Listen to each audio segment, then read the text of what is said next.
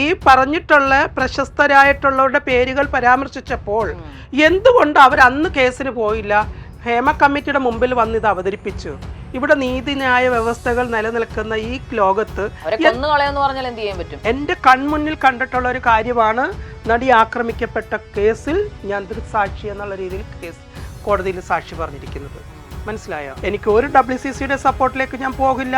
മറ്റൊരാളുടെ സപ്പോർട്ട് എന്നാൽ കഴിയുന്ന രീതിയിൽ ആസ് എ പേഴ്സൺ രഞ്ജുമാറിന് എന്ത് ചെയ്യാൻ പറ്റും ആ പേഴ്സണിന് വേണ്ടിയിട്ട് അതേ ഞാൻ ചെയ്യും. എപ്പോഴെങ്കിലും ജീവിതത്തിൽ ഒരു അഡ്ജസ്റ്റ്മെന്റ് തയ്യാറാകുമോ എന്ന് ആരെങ്കിലും ചോദിച്ചിട്ടുണ്ടോ, ഇങ്ങനെ ഏതെങ്കിലും ഒരു ഫീൽഡിലേക്ക് കയറാൻ വേണ്ടിയിട്ട്? എന്നെ സംബന്ധിച്ച് അവിടെ അഡ്ജസ്റ്റ്മെന്റിനല്ല ഞാൻ ഇമ്പോർട്ടൻ്റ് കൊടുക്കുന്നത്, ഓപ്പോസിറ്റ് നിൽക്കുന്ന വ്യക്തിക്കാണ് ഞാൻ ഇമ്പോർട്ടൻ്റ് കൊടുക്കുന്നത്. ദെൻ എൻ്റെ ബോഡി എനിക്ക് ടൂൾസ് ആക്കേണ്ടി വരുന്ന ഒരു അവസരത്തേക്കാൾ ഉപരി എനിക്ക് എൻ്റെ റെമ്യൂണറേഷൻ കട്ട് ചെയ്യാൻ ഞാൻ തയ്യാറാകുമെന്നേ പറയുള്ളൂ. ഏതെങ്കിലും ഒരു തരത്തിൽ അഡ്ജസ്റ്റ്മെന്റ് തയ്യാറാകേണ്ടി വരുമോ? തീർച്ചയായിട്ടും. താങ്കളെ പല 5 സ്റ്റാർ ഹോട്ടലുകളിലും താങ്കളോടൊപ്പം ഒരു സെലിബ്രിറ്റി നടനെ കൂടെ കണ്ടതായി പറയപ്പെടുന്നു സോഷ്യൽ മീഡിയകളിലൊക്കെ. അതിനെക്കുറിച്ച് എന്താണ് താങ്കൾക്ക് പറയാനുള്ളത്? രൺബീർ കപൂർ, രൺബീർ സിംഗ്. ചോദ്യങ്ങളിൽ നിന്ന് രഞ്ജു പിന്നെ ഒഴിഞ്ഞു മാറുകയാണ്. അർജുൻ കപൂർ എനിക്ക് ഭയങ്കര ഇഷ്ടമാണ്. അർജുൻ കപൂർ ഒക്കെ വിവാഹം കഴിഞ്ഞു. രൺബീർ കപൂറിന് അല്ലെങ്കിൽ രൺബീർ സിംഗിന് അല്ലെങ്കിൽ അർജുൻ കപൂറിന് ലിവിങ് ടുഗദർ അല്ലെങ്കിൽ ഒരു ദിവസം അവർ ഡേറ്റിങ്ങിന് ഞാൻ റെഡിയാ പറ്റത്തില്ല അവർക്ക്.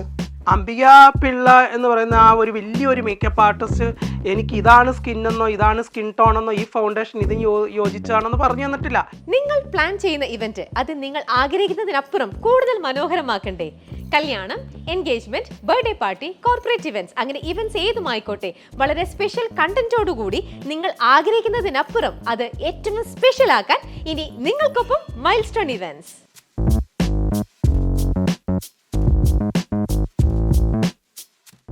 പറയേണ്ട ചില കാര്യങ്ങൾ പറയേണ്ട സന്ദർഭങ്ങളിൽ പറയണം.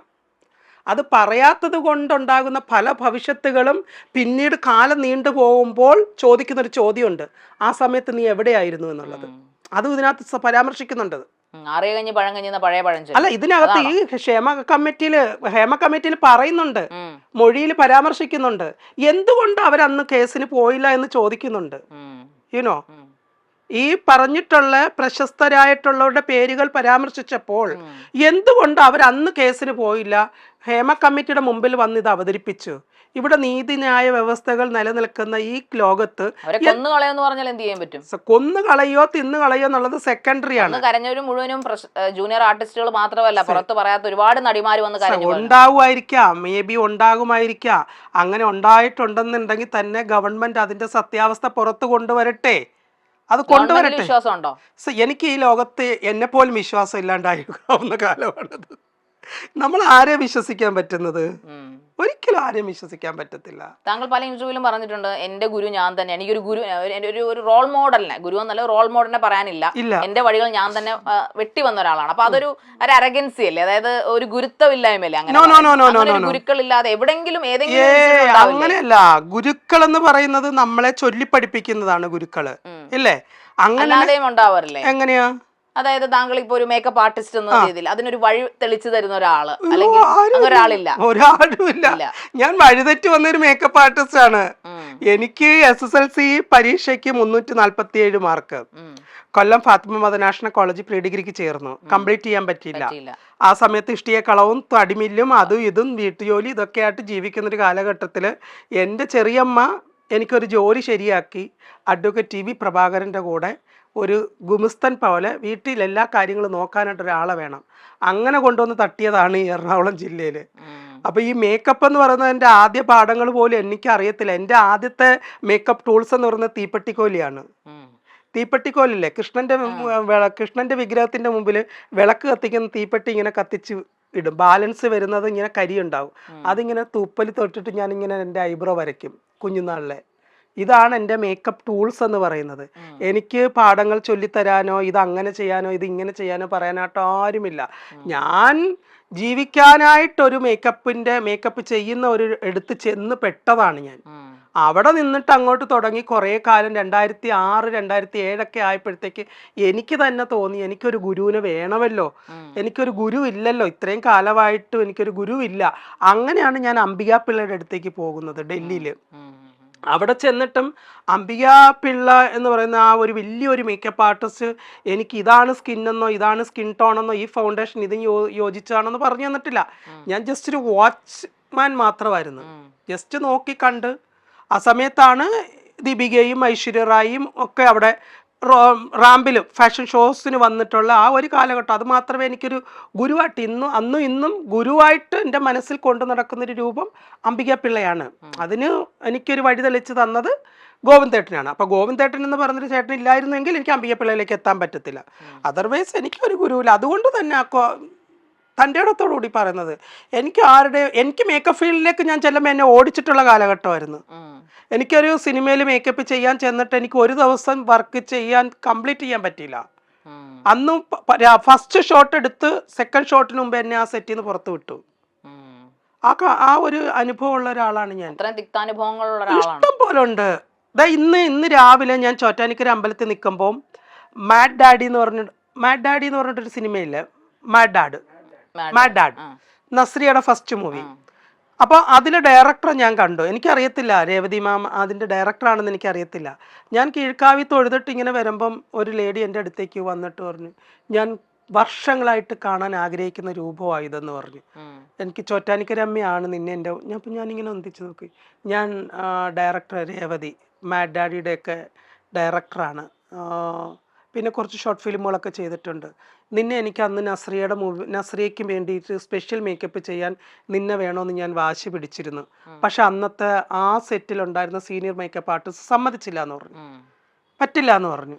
സോ അത് വിട്ടു. ഇന്ന് അവരൊരു ഹിന്ദി മൂവി ചെയ്യാൻ പോകുന്നു, സിമ്രാനാണ് നായിക. അപ്പൊ അവിടെ പ്രൊഡ്യൂസറോട് ആകെ ഡിമാൻഡ് ചെയ്തിരിക്കുന്ന ഒരേ ഒരു കാര്യമുള്ളൂ, കേരളത്തിൽ നിന്ന് ഞാനൊരു മേക്കപ്പ് ആർട്ടിസ്റ്റിനെ കൊണ്ടുവരും, സിമ്രാന് 2 ലുക്കാണ്, ഡബിൾ റോളാണ്, ആ 2 റോളിന്റെ മേക്കപ്പ് ചെയ്യുന്നത് ഞാൻ കൊണ്ടുവരുന്ന മേക്കപ്പ് ആർട്ടിസ്റ്റ് ആയിരിക്കുമെന്ന്. ആ ഒരു എഗ്രിമെന്റ് അവർ വാങ്ങിച്ചിട്ടുണ്ടെന്ന് അവർ പറഞ്ഞു. അപ്പൊ അതൊക്കെ കേൾക്കുമ്പോൾ ഐ എം സോ പ്രൗഡ്. ഇപ്പൊ എനിക്കൊരു മേക്കപ്പ് ഗുരു ഇങ്ങനെ കൊണ്ടുവന്ന് നീ ഇത് ചെയ്യൂ. ഇന്ന് ഞാൻ എൻ്റെ അക്കാഡമിയിൽ എൻ്റെ കുട്ടികൾ ഇന്ന് എൻ്റെ അക്കാഡമിയിൽ ഫൈനൽ ഡെമോ ആയിരുന്നു, മേക്കപ്പിൻ്റെ ഡെമോ കാണിക്കുന്ന ദിവസമായിരുന്നു. അപ്പോൾ ഓരോ കുട്ടികൾക്കും അപ്പപ്പ കിട്ടുന്ന റിസൾട്ടുകൾ ഞാൻ എൻ്റെ കുട്ടികൾക്ക് പകർന്നു കൊടുക്കുകയാണ്. അത് എൻ്റെ മാത്രം സ്കില്ല് ഞാൻ ഡെവലപ്പ് ചെയ്തെടുത്തതാണ്. എനിക്ക് ഒരിടത്തൊന്നും കിട്ടാനില്ല. യൂട്യൂബില്ല, എന്നാ യൂട്യൂബ് ഗൂഗിളും ഒക്കെ വന്നത്. ഇത് ഒരു വർക്ക്ഷോപ്പില്ല, ഒരു സെമിനാർ ഇല്ല, ഒരിടത്ത് പോയി പഠിക്കാൻ അക്കാഡമി ഇല്ല. ഇതൊന്നും ഇല്ലാത്തൊരു കാലഘട്ടത്തിൽ വീണെടുത്തുനിന്ന് എഴുന്നേറ്റ് അപ്പുറത്ത് വീണു, അവിടുന്ന് വീണ്ടും എഴുന്നേറ്റ് അപ്പുറത്ത് വീണു, അവിടുന്ന് വീണ്ടും എഴുന്നേറ്റ് അപ്പുറത്ത് വീണു വന്ന ഒരാളാണ് ഞാൻ. എനിക്ക് അതുകൊണ്ട് എനിക്ക് നിങ്ങൾ കുറച്ച് മുമ്പേ പറഞ്ഞ പോലെ ആരെയോ ഭയക്കുന്നു, എനിക്ക് ഒരു പുല്ലിനെ ഭയമില്ല. കാരണം ഈ ഭൂമിയിലേക്ക് ഞാൻ ജനിച്ച് വീഴുമ്പോൾ രഞ്ജുമാർ എന്ന് പറയുന്ന ഒരു ട്രാൻസ് വ്യക്തിയാണ് എന്നുള്ളത് ആർക്കുമേ അറിയത്തില്ല. എൻ്റെ ജീവിതങ്ങളാണ് മാറി ഞാനൊരു ട്രാൻസ് വുമണായിട്ട് മാറി. എൻ്റെ ട്രീറ്റ്മെൻറ്റുകൾ, എൻ്റെ സർജറികൾ, ഇതെല്ലാം പടിയായിട്ട് വന്നു. ദൈവത്തിൻ്റെ അനുഗ്രഹം, എൻ്റെ അമ്മയുടെ പ്രാർത്ഥനയുടെ ഫലം ഇന്ന് നമ്മൾ തമ്മിൽ ഇങ്ങനെ ഇരിക്കുന്ന ഒരു സിറ്റുവേഷനിൽ എത്തിയിട്ടുണ്ടെങ്കിൽ ദാറ്റ്സ് മൈ സ്കില്ല്. എൻ്റെ അത് ഞാൻ വളർത്തിയെടുത്തത് കൊണ്ടാണ്. അല്ലാണ്ട് എനിക്കൊരാൾ ചൂണ്ടി തന്നു, നീ അങ്ങനെ പോയ നന്നാവും, നീ ഇങ്ങനെ പോയ നന്നാവും എന്ന് പറയാം. എൻ്റെ അക്കാഡമിയിലെ ഞാനിപ്പോൾ പഠിപ്പിക്കുന്ന സിലബസ് എൻ്റെ സിലബസാണ്.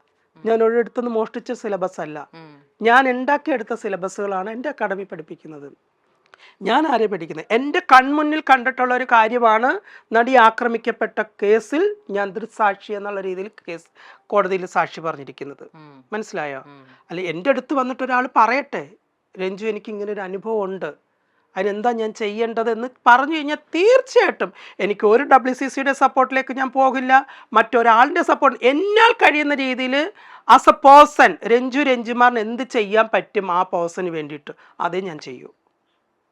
എനിക്ക് ഒരു പറഞ്ഞല്ലോ ഇപ്പൊ ശസ്ത്രക്രിയ ഒരുപാട് കാര്യങ്ങളെന്ന് പറഞ്ഞിരുന്നു. ഇപ്പൊ ദീപിക പദുക്കോൺ അന്ന് കണ്ട രൂപത്തിലല്ല, പിന്നീട് ഒരിക്കൽ ദീപിക കണ്ടപ്പോൾ ഞാൻ എൻ്റെ ഒരുപാട് ശസ്ത്രക്രിയകളിലൂടെയും ചികിത്സയിലൂടെയൊക്കെ ഒരുപാട് മാറ്റങ്ങൾ സംഭവിച്ചു. എന്നിട്ടും ദീപിക എന്നെ തിരിച്ചറിഞ്ഞൊരു സ്റ്റേറ്റ്മെന്റ് ഒരു ഇന്റർവ്യൂവിൽ താങ്കൾ പറയുന്നുണ്ടായി. അപ്പോൾ ഞാനിപ്പോ ദീപികയിലേക്കോ അല്ലെങ്കിൽ ആ സ്റ്റേറ്റ്മെന്റിലേക്കോ അല്ല വരുന്നത്, ആ ശസ്ത്രക്രിയ എന്ന് പറഞ്ഞ സംഭവത്തിലേക്ക് വരുമ്പോൾ ഈ ശസ്ത്രക്രിയ പരാജയപ്പെട്ടത് കൊണ്ട് സൂയിസൈഡ് ചെയ്ത ഒരു RJ ഉണ്ടായിരുന്നു, ട്രാൻസ് അനന്യ, അവരുടെ ഒരു ആത്മഹത്യ എന്ന് പറയുന്നത് ഭയങ്കര കോളുള്ള വിവാദങ്ങളൊക്കെ ഉണ്ടാക്കിയതാണ്. പക്ഷെ ഇന്ന് ഒരുപാട് ഈ ഹേമ കമ്മിറ്റിക്ക് വേണ്ടിയിട്ട് ഹേമ കമ്മിറ്റിയിൽ വരുന്ന ലൈംഗികാതിക്രമത്തെ കുറിച്ച് ആൾക്കാർ ഘോരഘോരം പ്രസംഗിക്കുമ്പോഴും എന്തുകൊണ്ട് നിങ്ങളെ പോലുള്ള പ്രമുഖ ട്രാൻസ് ആർട്ടിസ്റ്റുകൾ അവർക്ക് വേണ്ടി വാദിച്ചില്ല?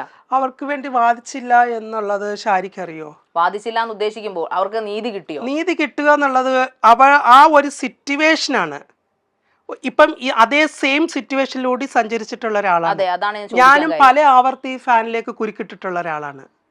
മനസ്സിലായോ? ട്രാൻസ് വ്യക്തികള് ലോകത്തിൽ ഏറ്റവും കൂടുതൽ ആഗ്രഹിക്കുന്നതാണ് അവരുടെ സർജറി. ആ സർജറി കഴിയുമ്പോൾ അവരുടെ മെയിൻ ഓർഗൺ ആണ് നഷ്ടപ്പെടുന്നത്. നമ്മുടെ ഹോർമോൺ ഇൻബാലൻസ് ചെയ്യുന്ന ഏരിയ ആണ് നഷ്ടപ്പെടുന്നത്. അവിടെ നമുക്ക് മൂഡ് സ്വിങ്ങുകൾ ഉണ്ടാവും, പല പല പല പല പ്രോബ്ലംസുകളിലൂടെ നമ്മൾ പോകുന്നത്. ഹോർമോൺ ട്രീറ്റ്മെന്റുകൾ അത് ഇത് എല്ലാം അപ്പൊ അവിടെ നമുക്ക് ഏറ്റവും കൂടുതൽ ആവശ്യം എന്താണെന്നറിയോ? ചേർത്ത് പിടിക്കലാണ്, സ്നേഹം. എപ്പോഴെങ്കിലും ജീവിതത്തിൽ ഒരു അഡ്ജസ്റ്റ്മെന്റ് തയ്യാറാകുമോ എന്ന് ആരെങ്കിലും ചോദിച്ചിട്ടുണ്ടോ, ഇങ്ങനെ ഏതെങ്കിലും ഒരു ഫീൽഡിലേക്ക് കയറാൻ വേണ്ടിയിട്ട്?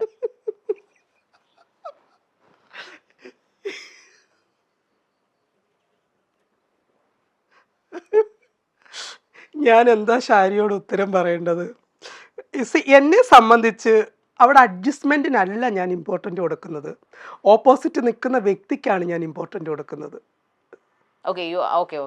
യുനോ, ഞാൻ ഒരിക്കലും അവിടെ അഡ്ജസ്റ്റ്മെന്റിന് ഞാൻ ഇമ്പോർട്ടൻ്റ് കൊടുക്കില്ല.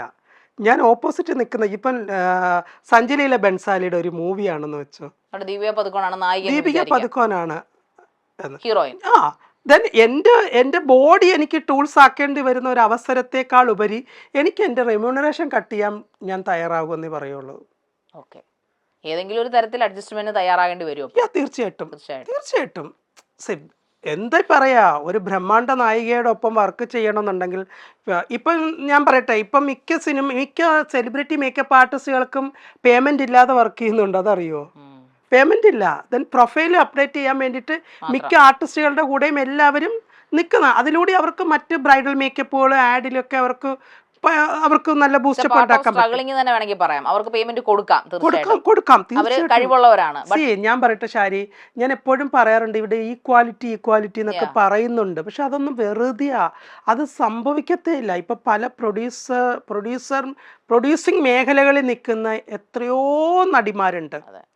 ഈ നടിമാരെല്ലാം ഈക്വാലിറ്റിയെ പറ്റി വാദോരാതെ പറയും. അറ്റ് ദ സെയിം ടൈമിൽ അവർ പ്രൊഡ്യൂസ് ചെയ്യുന്ന ഒരു സിനിമയിൽ ഒരു ട്രാൻസിന്റെ മുഖം കണ്ടിട്ടില്ല, ഒരു ചായ എടുത്തു കൊടുക്കാൻ ഒരു ട്രാൻസിന് വിളിച്ചിട്ടില്ല. അങ്ങനെയൊക്കെ സംഭവിപ്പിക്കാം. ഇപ്പൊ ഈ മരിച്ചുപോയ പ്രിയ അനന്യ, അവരൊരു ആർജെ ആയിരുന്നു, ഫസ്റ്റ് ആർജെ.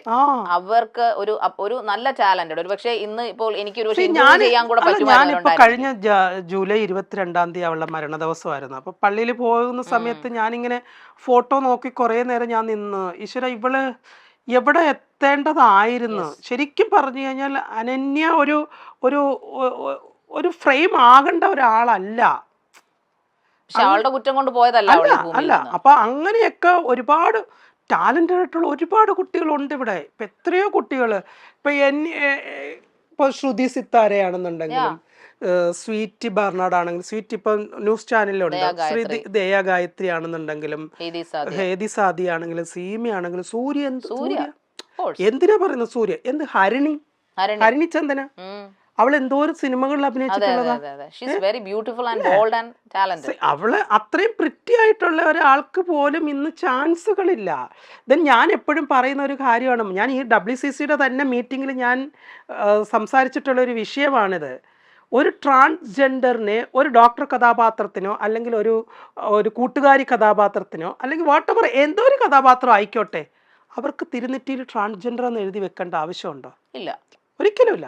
അവരെ ആ കഥാപാത്രമായിട്ട് ഉൾക്കൊണ്ട് ചെയ്യൂ. ഇപ്പൊ നാദിറ ചെയ്തു, ഒരു സിനിമയിൽ 1-2 സിനിമകൾ ചെയ്തു, റിയ ചെയ്തു, അല്ലെ? അത്തരം മാറ്റങ്ങൾ ഇവിടെ കൊണ്ടുവരാനായിട്ട് ഈ ഈക്വാലിറ്റിയെ പറ്റി പ്രസംഗിക്കുന്നവരൊന്ന് ശ്രമിച്ചാൽ ചിലപ്പോൾ നടന്നിരിക്കും മാറ്റങ്ങൾ. ഈ കാസ്റ്റിംഗ് കൗച്ചിന്റെ ഒരു പ്രതിബന്ധമായിരിക്കാം ഈ പറയുന്ന ഇത്രയും ടാലന്റഡ് ആൾക്കാരുടെ മുമ്പിൽ കിടക്കുന്നത്. മേ ബി നിങ്ങൾ ഓപ്പൺ ആയിട്ട് പറയാത്തത് കൊണ്ടാവാം. ഏതാ ഈ വഴങ്ങിക്കൊടുക്കുക അല്ലെങ്കിൽ അഡ്ജസ്റ്റ് ചെയ്യുക, ഏത് രീതിയിലും, ഞാൻ ഫിസിക്കലി മാത്രമല്ല, അത് ഡിമാൻഡ് ചെയ്യുന്നതുകൊണ്ടാവാം കൂടുതൽ വേഷങ്ങൾ അവർക്ക് കിട്ടാത്ത. വഴങ്ങി കൊടുക്കുക എന്നുള്ളത് എപ്പോഴും ഒരു ചോയ്സ് മാത്രമാണ് ഷാരി.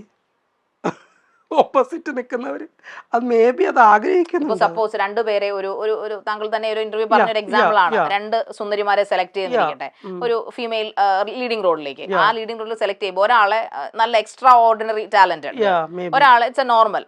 ബട്ട് അവരുടെ രണ്ടുപേരുടെ മുഖം ഈ കഥാപാത്രത്തിന് യോജിച്ചാണെന്നിരിക്കെ അവരെ സെലക്ട് ചെയ്യുമ്പോൾ രണ്ടാമത്തെ ആൾക്ക്, അതായത് എക്സ്ട്രാ ഓർഡിനറിയെ മാറ്റി നിർത്തിയിട്ട് രണ്ടാമത്തെ ആളോട് പറയുകയാണ് ചെറിയ അഡ്ജസ്റ്റ്മെന്റുകളൊക്കെ വേണ്ടി വരും എന്ന് പറഞ്ഞാൽ അത് ഈ പറയുന്ന പോലെ എങ്ങനെയാണ് മ്യൂച്വൽ ആവുന്നത്? അതല്ല മേ ബി അങ്ങനെ സംഭവിക്കുന്നുണ്ട്. അത് ചെയ്തില്ലെങ്കിൽ അവളെ എന്തായാലും അവൾക്ക് ആ ചാൻസ് ഇല്ല. പക്ഷെ അങ്ങനെ ഇങ്ങനെ ഒരു സംഭവം ഇല്ല. പകരം നിനക്ക് ഞാനൊരു സെക്കൻഡ് ഹീറോയിന്റെ വേഷം തന്ന് പറഞ്ഞ് അയാൾക്ക് ഒരു നല്ല അവളുടെ ടാലൻസ് കൊണ്ട് കൊടുക്കുകയാണെങ്കിൽ അവിടെ വേറൊരു ആർട്ടിസ്റ്റ് പിറക്കുവാണ്. പക്ഷെ അത് ചെയ്യാത്തതാണ്. അത് ചെയ്യുന്നില്ല. അല്ല അത് ശരിക്കും പറഞ്ഞു കഴിഞ്ഞാൽ ആ ഒരു അത്തരം ചൂഷണങ്ങളെ ഇല്ലായ്മ ചെയ്യണമെന്നുണ്ടെന്നുണ്ടെങ്കിൽ സ്പോട്ടിൽ പ്രതികരിക്കാൻ പോലുള്ള ആൾക്കാരുകൾ മുന്നോട്ട് വന്ന് പ്രതികരിക്കണം. തീർച്ചയായിട്ടും പ്രതികരിക്കും. എനിക്ക് അല്ല അങ്ങനെ ഒരു അനുഭവം ഉണ്ടെന്നുണ്ടെങ്കിൽ ഇപ്പൊ ഞാൻ മുമ്പ് പറഞ്ഞിട്ടുണ്ട്. ഇപ്പൊ മേ ബി ഞാനും ആലോചിക്കാറുണ്ട്. ഇപ്പൊ കുറെ കാലം കഴിഞ്ഞിട്ടായിരിക്കും അവർ പറയുന്നത് ഇന്ന സിനിമയിലേക്ക് എന്നെ റെക്കമെൻഡ് ചെയ്തിരുന്നു, പക്ഷെ സമയമായപ്പോ ഞാൻ ഇല്ലായിരുന്നു എന്നുള്ളത്. അപ്പോഴാണ് നമ്മൾ ഇങ്ങനെയുള്ള കാര്യങ്ങളുമായിട്ട് കണക്ട് ചെയ്ത് ചിന്തിക്കുന്നത്. മേ ബി അതായിരിക്കാം. ബട്ട് അവര് പറഞ്ഞിട്ടില്ലല്ലോ. ഇപ്പൊ പല ഇൻഡസ്ട്രിയിലും രഞ്ജു വർക്ക് ചെയ്തു. ഇപ്പൊ പറഞ്ഞല്ലോ തമിഴ്, തെലുങ്കു, മലയാളം. ഇതിൽ ഏറ്റവും വേഴ്സ്റ്റ് ഇൻഡസ്ട്രി എന്ന് ഏത് ഇൻഡസ്ട്രിയെ പറയും? മലയാളം. ഒരു ചോദ്യം കൂടെ രഞ്ജു, താങ്കൾ വളരെ ഫേമസ് ആയിട്ടുള്ള ഒരാളാണ്. അതുകൊണ്ട് തന്നെ താങ്കളെ പല 5 സ്റ്റാർ ഹോട്ടലുകളിലും താങ്കളോടൊപ്പം ഒരു സെലിബ്രിറ്റി നടനെ കൂടെ കണ്ടതായി പറയപ്പെടുന്നു സോഷ്യൽ മീഡിയകളിലൊക്കെ. അതിനെക്കുറിച്ച് എന്താണ് താങ്കൾക്ക് പറയാനുള്ളത്? ഞാനും തപ്പി നടക്കുവാണ് ആ സെലിബ്രിറ്റി നടനാരാണെന്ന്. വെറുതെ അങ്ങ് സോഷ്യൽ മീഡിയക്കാര് പറയുവോ? രൺബീർ കപൂർ, രൺബീർ സിംഗ്. ചോദ്യങ്ങളിൽ നിന്ന് രഞ്ജു പിന്നെയും ഒഴിഞ്ഞു മാറുകയാണ്. അർജുൻ കപൂർ എനിക്ക് ഭയങ്കര ഇഷ്ടമാണ്. അർജുൻ കപൂർ ഒക്കെ വിവാഹം കഴിഞ്ഞു. അല്ല അതെന്താ അവർക്ക് പറ്റത്തില്ലേ? ഞാൻ എന്താ ബ്യൂട്ടി അല്ലേ? അല്ലല്ല ഞാൻ ചോദിക്കട്ടെ, ഇപ്പൊ രൺബീർ കപൂറിന് അല്ലെങ്കിൽ രൺബീർ സിംഗിന് അല്ലെങ്കിൽ അർജുൻ കപൂറിന് ലിവിങ് ടുഗദർ അല്ലെങ്കിൽ ഒരു ദിവസം അവർ ഡേറ്റിങ്ങിന് ഞാൻ റെഡി പറ്റത്തില്ലേ അവർക്ക്? കാസ്റ്റിംഗ് കൗച്ചുമായിട്ട് അത് കണക്ട് ചെയ്യേണ്ടി വരും. What is casting couch? അത് പോട്ടെ, ദാറ്റ്സ് മൈ ചോയ്സ്. ഇതിപ്പോ ഞാൻ എന്റെ ചോയ്സ് നേരത്തെ പറഞ്ഞല്ലോ മ്യൂച്വൽ ആയിരിക്കും. അത് ഇപ്പൊ ഞാൻ പറയുവാണ്, ഇപ്പൊ നിങ്ങൾ എന്നെ പറ്റി ഇപ്പോഴും ആൻസർ ചെയ്തില്ല. അതാരാണ് ആ സെലിബ്രിറ്റി? നിങ്ങളിപ്പോ പറയുന്നത് എന്നെ ഏതോ ഒരു നടനെയും തമ്മിൽ ഏതൊക്കെ 5 സ്റ്റാർ മേ ബി അയാളൊരു ആക്ടർ ലുക്ക് ഉള്ള ആളായതുകൊണ്ടായിരിക്കാം. ഉടനെ വിവാഹം ഉണ്ടാവോ? ഒരു നടന്റെ ലുക്ക് ഉള്ളത് കൊണ്ടായിരിക്കാം അയാൾ ഒരു നടനെ പോലെ തോന്നി. ഇങ്ങനൊരു ഗോസിപ്പ് കേട്ടിട്ടില്ല, അതാണ് ചോദിച്ചത്. ഇതിലിപ്പോ കുറച്ച് നാളുകളായിട്ട് സോഷ്യൽ മീഡിയയിൽ നിറഞ്ഞു നിൽക്കുന്നു. രഞ്ജിമാറും not a makeup artist with celebrities bla bla bla bla. Thank you Ranju, ഇത്രയും നേരം ഞങ്ങളോടൊപ്പം സമയം ചെലവഴിച്ചതിന് ഒരുപാട് നന്ദി. വീണ്ടും കാണാം.